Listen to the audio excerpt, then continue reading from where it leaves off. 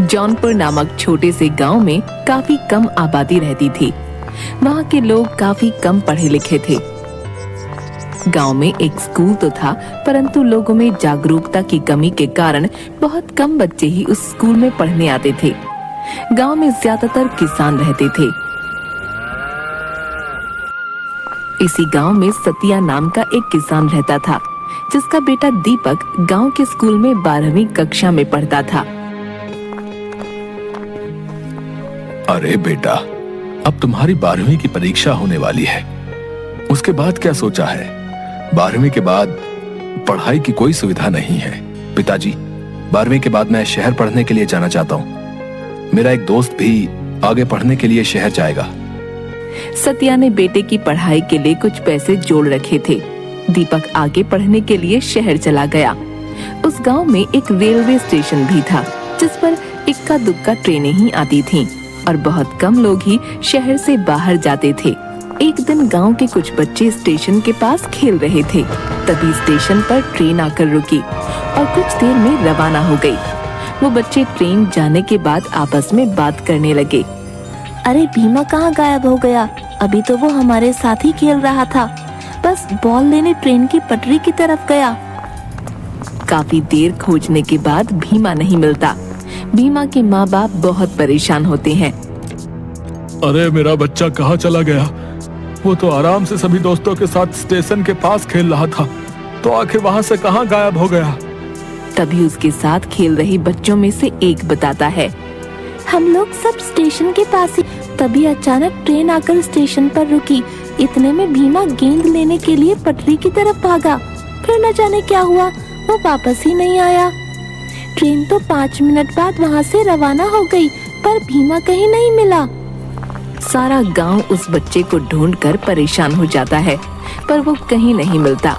इसी तरह कुछ दिनों बाद एक और बच्चा स्टेशन के पास से ही गायब हो जाता है। गांव भर में इस बात की चर्चा होने लगी।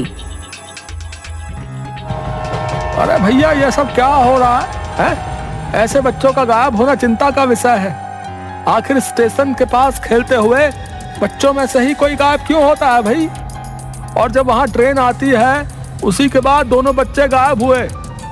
यानी कि इन बच्चों के गायब होने में उस रहस्यमयी ट्रेन का ही हाथ है।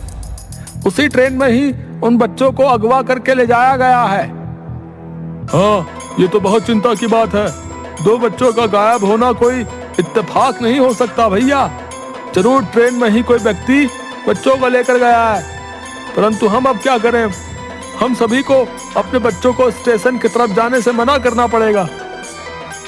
भाइयों, कहीं कोई भूत प्रेत हमारे बच्चों को गायब तो नहीं कर रहा ना? अरे भाई, अब तुम और मत डराओ हमें। हाँ, वैसे ही गांव वाले सब के सब डरे पड़े हैं। गांव के हर घर में इस बात की चर्चा हो रही थी। सतिया के कान में भी ये बात पड़ी। तब उसे भी समझ नहीं आया कि ये सब क्या माजरा है। लोगों ने स्टेशन की तरफ जाना डर के मारे छोड़ दिया। दीपक शहर से छुट्टियों में कुछ दिन के लिए गांव में रहने आया। उसने भी गांव वालों से और अपने पिता से बच्चों के रहस्यमयी तरीके से गायब होने का किस्सा सुना। अरे भाई, मैं ये क्या सुन रहा हूँ? गांव से 2 बच्चे किस तरह स्टेशन के पास से गायब हो गए? हमें इस बात की तह तक जाना चाहिए, वरना तो डर के मारे कोई स्टेशन की तरफ जा ही नहीं पाएगा। हाँ भाई, हमें जरूर कुछ करना चाहिए, लेकिन कुछ लोग इसे भूत प्रेत का साया भी बता रहे हैं। क्या यार, तू भी पढ़ा लिखा होकर किन बातों में विश्वास कर रहा है? माजरा कुछ और है। 2 बच्चों में से एक बच्चा मेरे दोस्त का छोटा भाई था। उन लोगों का दुख मुझसे देखा नहीं गया। कुछ दिनों बाद ही स्टेशन से कुछ दूर खेत में कुछ बच्चे खेल रहे थे। उसमें से भी एक बच्चा उसी तरह गायब हो गया, और वो भी बिल्कुल ट्रेन के स्टेशन आने के समय के आसपास ही। अब तो गांव वालों को चिंता सताने लगी। सभी ने बैठकर ये तय किया, अब तो हमें इस बारे में कुछ ना कुछ करना पड़ेगा भैया, वरना हमारे गांव से बच्चे इसी तरह गायब होते रहेंगे। आखिर ट्रेन आने के समय पर ही बच्चे गायब क्यों होते हैं? हमें इस बात का पता लगाना ही पड़ेगा। दीपक, तुम पढ़े लिखे हो और समझदार भी हो। तुम अपने दोस्त के साथ मिलकर इस काम में हमारी मदद कर सकते हो।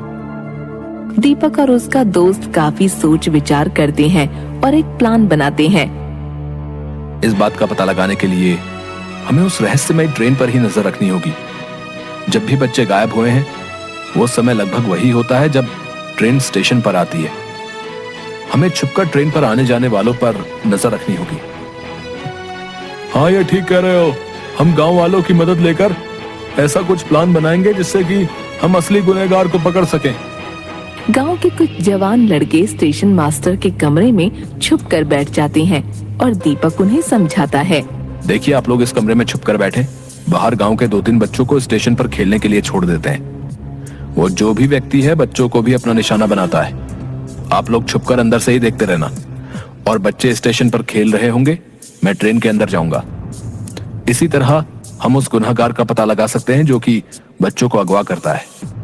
सभी लोग दीपक के कहे अनुसार कमरे में छिप जाते हैं और बच्चे बाहर स्टेशन पर खेलने लगते हैं।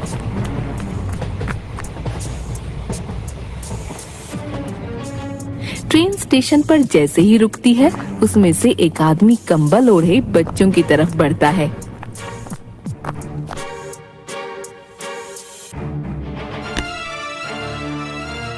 अरे बच्चों, क्या खेल रहे हो? ये लो, मैं तुम सबके लिए चॉकलेट लाया हूँ। हेलो। वो व्यक्ति सभी बच्चों में चॉकलेट बांट देता है और उनमें से एक बच्चे को कहता है, सुनो बेटा, जरा मेरा ये बैग अंदर ट्रेन में रखवा दो, तुम्हारा बहुत भला होगा बेटा। बच्चा खुशी खुशी उस व्यक्ति का बैग लेकर उसके पीछे पीछे ट्रेन के अंदर चल देता है। दीपक और उसका दोस्त ये सब दूर से देख रहे थे। वो भी उसी डिब्बे में उन लोगों के पीछे पीछे चल देते हैं। दीपक देखता है कि वो व्यक्ति उस बच्चे के बैग रखने के बाद उसके मुंह पर रुमाल लगाकर उसे बेहोश कर देता है और वहीं सीट पर सुला देता है। ट्रेन में कोई दीपक और उसका दोस्त ये सब दूर से देख रहे थे। वो भी उसी डिब्बे में उन लोगों के पीछे पीछे चल देते हैं। दीपक देखता है कि वो व्यक्ति उस बच्चे के बैग रखने के बाद उसके मुंह पर रुमाल लगाकर उसे बेहोश कर देता है और वहीं सीट पर सुला देता है। ट्रेन में कोई ज्यादा लोग नहीं थे, इसलिए वो व्यक्ति आराम से इस बच्चे को अगवा कर लेता है। ट्रेन चल पड़ती है।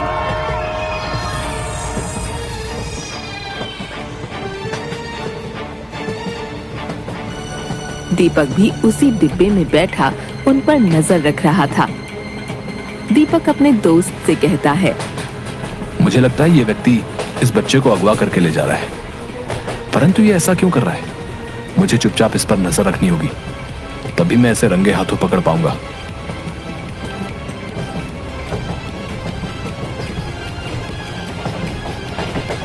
लगभग 2 घंटे के बाद एक व्यक्ति उस बच्चे को लेकर उतरता है और दीपक भी उसी के पीछे उतर जाता है। सामने से एक व्यक्ति आता है और उस किडनैपर से कहता है, अरे वाह भैया, एक और मुर्गा ले आए। ये तो बहुत अच्छा धंधा है। तुम उस गांव में जब भी जाते हो तुम्हारे हाथ एक ना एक बच्चा लगी जाता है और फिर हम उसे अच्छे खासे दामों में बेचकर मजा करते हैं। हाँ भाई, उस गांव में तो इतने बेवकूफ लोग रहते हैं कि कोई भी आज तक मुझे पकड़ नहीं पाया। हाँ, हमने वहां से 4-5 बच्चे चुरा लिए और उन्हें अच्छे दामों में शहर के भिखारी गैंग को बेच दिया, परंतु हम आज तक पकड़े नहीं गए। हमें इन लोगों का पीछा करना होगा ताकि हमें पता चल सके कि आखिर इन बच्चों को अगवा करके ये कहाँ लेकर जाता है। तभी हम इसे रंगे हाथों पकड़वा सकते हैं। हाँ, हमें बड़ी सावधानी से इन लोगों का पीछा करना होगा। हो सकता है हमें वहां अपने गांव से अगवा हुए बच्चे भी मिल जाएं।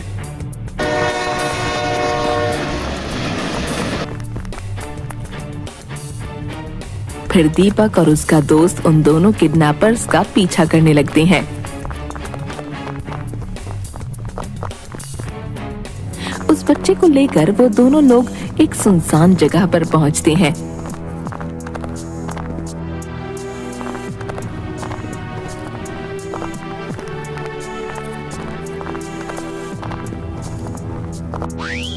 दीपक और उसका दोस्त बहुत सावधानी से उन लोगों का पीछा करते रहते हैं। तभी तभी वो लोग एक बड़े से कमरे में दाखिल होते हैं।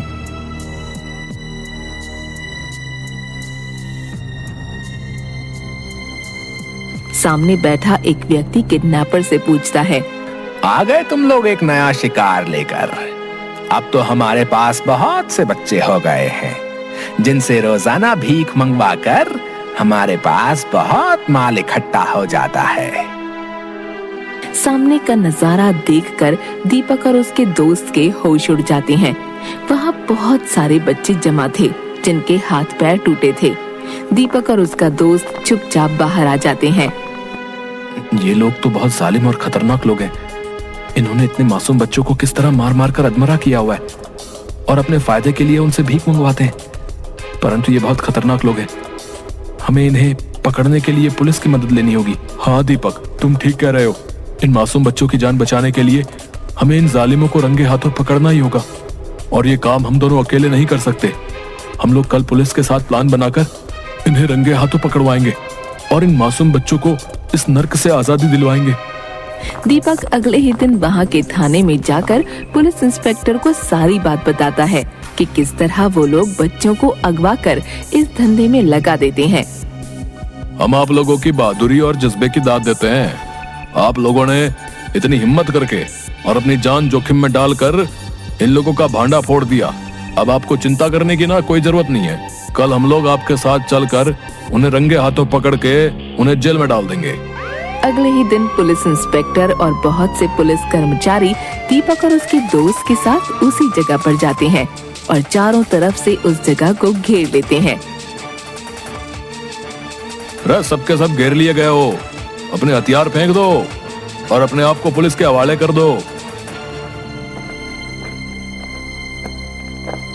सभी अपराधी पुलिस द्वारा हिरासत में ले लिए गए। तुम लोग कौन हो हैं? और इन बच्चों को अगवा क्यों करते हो? जल्दी सब बताओ। पुलिस की मार खाने के बाद वो दोनों किडनैपर सारा सच उगल देते हैं। हम लोग गांव से बच्चों को चुराकर शहर में भिखारी गैंग को बेच देते थे। हमें इन बच्चों को बेचने पर अच्छी खासी रकम मिलती थी। वे लोग इन बच्चों के हाथ पैर तोड़कर इनसे भीख मंगवाते थे। ये लोग काफी समय से अपना धंधा चला रहे हैं दीपक। तुमने इन लोगों को पकड़वा कर बहुत अच्छा किया।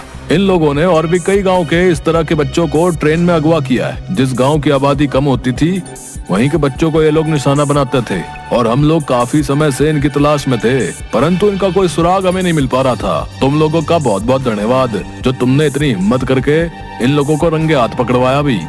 ये तो हमारा फर्ज था इंस्पेक्टर साहब। ऐसे लोगों को तो सलाखों के पीछे ही होना चाहिए। इन्होंने न जाने कितने घरों के बच्चों को उनके माँ बाप से जुदा करके अपने फायदे के लिए बेच दिया। पुलिस उन गुनहगारों को जेल में डाल देती है और सभी अगवा हुए बच्चों को आजादी दिलवा देती है। दीपक अपने गांव के चारों बच्चों को वहां देखकर बहुत खुश होता है। देखो भीमा और बाकी बच्चे हमें मिल गए हैं। अब हम इन्हें गांव वापस ले जाकर आपसे इन्हें मिलवाएंगे तो वो लोग कितने खुश होंगे। दीपक और उसका दोस्त उन बच्चों को वहां से छुड़वाकर गांव वापस ले आते हैं। गांव वाले अपने बच्चों को जिंदा वापस देखकर बहुत खुश होते हैं और दीपक और उसके दोस्त का शुक्रिया अदा करते हैं। इस तरह दीपक और उसके दोस्त ने समझदारी और हिम्मत से काम लेते हुए इन लोगों को सलाखों के पीछे पहुंचा दिया। अब गांव वाले बहुत खुश और निश्चिंत थे।